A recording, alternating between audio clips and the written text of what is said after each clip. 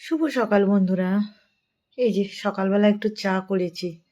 আমাদের ছুটির দিন হলে একটু সব চা খাই, নইলে আমাদের তো চা কেউই খায় না। দেখুন বন্ধুরা, একটা কথা বলি, রোজ রোজ তো ব্লগ তো আর সবসময় ভালো হয় না।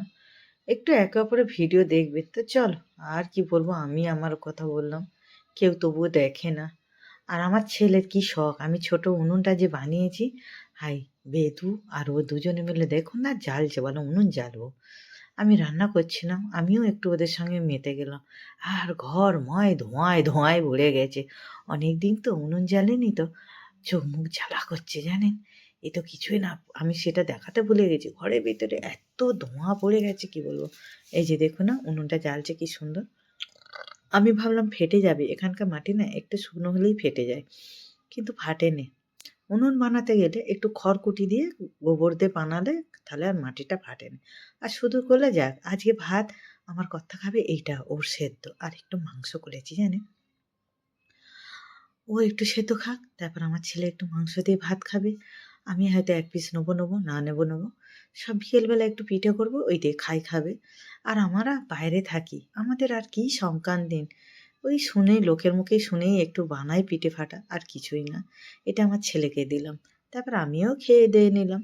আমি বেশি সেদ্ধটা দিয়েই ভাত খেলাম। আর আমার বর এই যে দেখো না, অর্ধেকটা ভাত খেয়েছে, 4 দিন ধরে ছুটি করে বসে আছে, খাচ্ছে জল খাচ্ছে, আর কিছু খাওয়া কমে গেছে।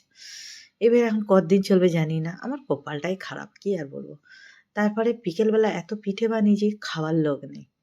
শুধু একা কত খাবো, ছেলেটা বাইরে খেয়ে নিল।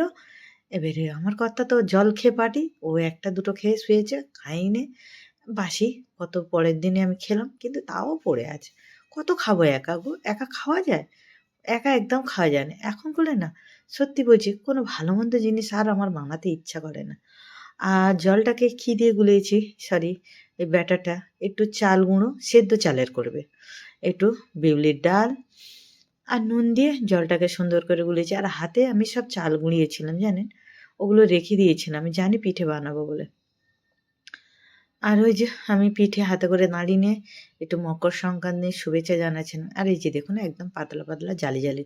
আমি তো এইসব কিচ্ছুই করতে পারতাম না, এখন করে অনেক শিখে গেছি। একটু শ্বশুর বাড়িতে না অনেক মেয়েরা এসে পড়েই ভয় পায় কাজ খেতে। আমিও আগে ভয় পেতাম অনেকটা, কিন্তু শেখা যায় শ্বশুরবাড়ি এসে কাজ। আমি কিচ্ছু করতে পারতাম না, এখন সব কিছু শিখে গেছি। তো একটু মানিয়ে নেওয়ার চেষ্টা করো, জয়েন্ট ফ্যামিলিতে থাকার চেষ্টা করো, দেখবে অনেক কিছু শিখতে পারবে। তো যাই হোক, আজ এই পর্যন্ত। কেমন লাগলো একটু কমেন্ট করে জানিও। টাটা।